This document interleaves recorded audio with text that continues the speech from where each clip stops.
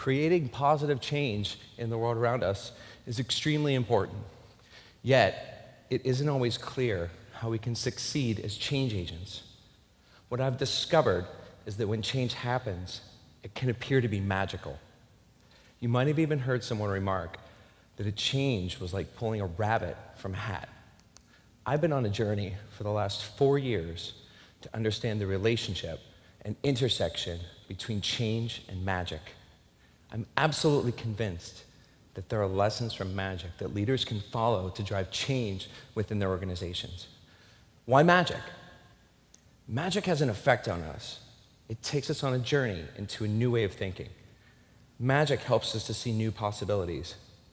Magic changes our perspective. I want to share 3 things I've learned from magic that you can apply to become a better agent to change the world around you. So the first thing I'm going to share with you is something you're probably not going to want to believe. I promise I'm not lying to you. I've collaborated with some wonderful people who've put in a lot of thought here, and I've come to a conclusion that is counterintuitive, and it probably won't sit well with you initially. Deceiving people is not necessarily a bad thing. People deceive you all the time. Think about an actor. Just think for a minute about your favorite actor. These people are pretending to be something that they're not.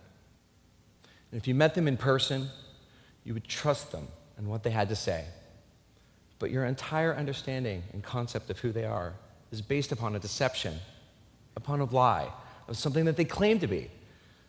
So, you're walking into this situation trusting someone that has been deceiving you all along. And you respect their craft, and you think they're cool. But you're connecting emotionally to a person that deceives you. What's behind that? The way that we think about magic, deception, and trust is it's self-deceiving. Magic is a form of deception. Deception is the reverse of magic.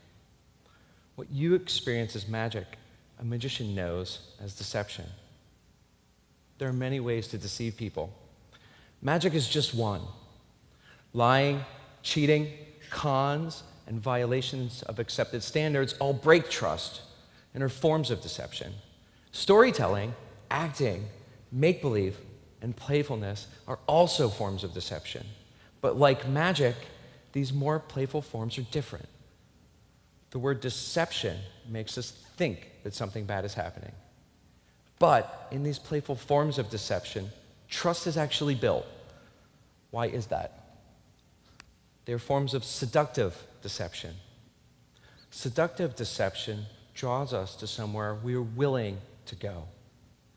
If we're willing to take a journey towards the blurry edge of possibility, and deception is the vehicle to take us there, it is okay. Think about it. Deception is often thought of as a bad word, but the effect of deception is not necessarily a bad thing if we're prepared for it. A magician brings you into a space and they tell you they will do something impossible, and then they do it, and you don't know how. They do it and they gain your trust. But let me tell you what was behind that. Deception, seductive deception. They created a seductively deceptive experience, an emotional trigger in you that led you to trust them. What does that mean for us as change agents and leaders that are trying to drive change within our organizations? If we want to leverage this, we need to be clear with those around us that we want to take a journey into potential impossibility together. We must set the stage. So now that we've got this dirty little secret out of the way, let's talk about how magicians do what they do and how to apply that to changes you're trying to bring about in the world. Here's the second lesson that I've learned. There are phases of experience that are created by magic.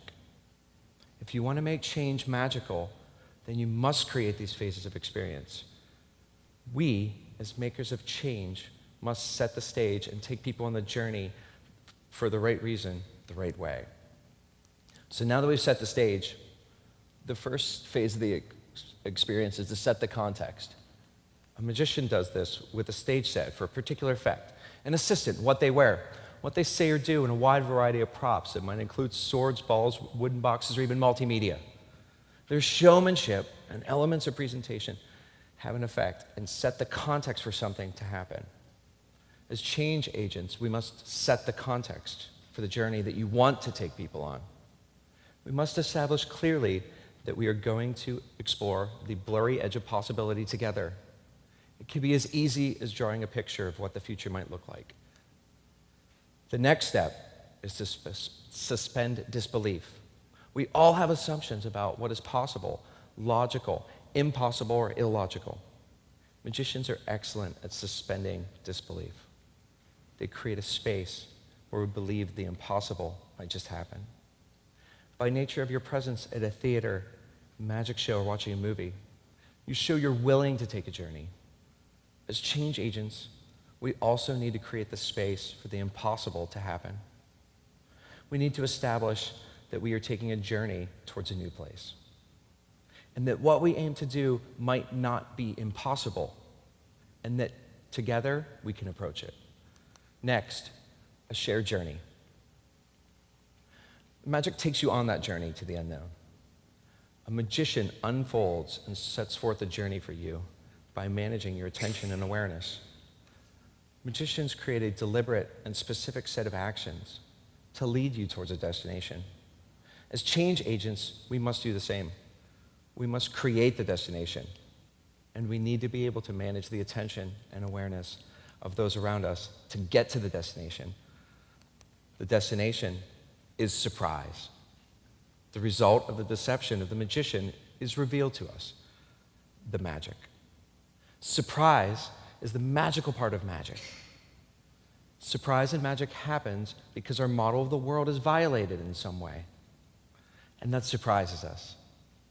We become surprised when something impossible makes its way into our safe definition of the world. Our definition of the world changes at this point. As change agents, this is essentially the finish line. Creating change that surprises those around us is magic, though the last phase, the after effect, is delight. If the goal is positive change, then the ultimate effect to be created is delight. People become delighted because they experience something that surprises them. As change makers, we must create phases of comfortable experience in safe situations where people can journey to see where possible and impossible are allowed to merge. We need to create the right context to take people on journeys, suspend their disbelief, and create the willingness to travel into the unknown towards surprise. That change is magic. Now, the third thing that I want to share with you is about the principles used to create magic. As change agents, we need tools to create meaningful, purposeful transformation within our organizations and communities. As a leader trying to make substantial change, these magical principles can help. I'm going to share just 3 of them with you today. Have you ever heard it said that someone stacked the deck? Do you know what that actually means? Stacking the deck means to arrange something in a way that is dealt out to your own advantage. Have you ever stacked the deck? In cards, that might be cheating, but in life, it is not. Have you ever been in charge of picking a team? Did you go first? You tried to pick the best players. You tried your best to stack the deck. I have. If you can stack the deck to win, you do. Stacking the deck ranges from arranging events, information, and people in an order that optimizes the outcome. If you're on the same team for the same goal, stacking the deck is not cheating. It's how you win together. You should be stacking the deck all of the time. Now, there are other principles that can apply in really interesting ways. Have you heard the word confederate before? Well, a confederate is one who assists in a plot or an accomplice. A confederate is someone that is participating in creating an outcome. And it may not be totally obvious that they're in on it.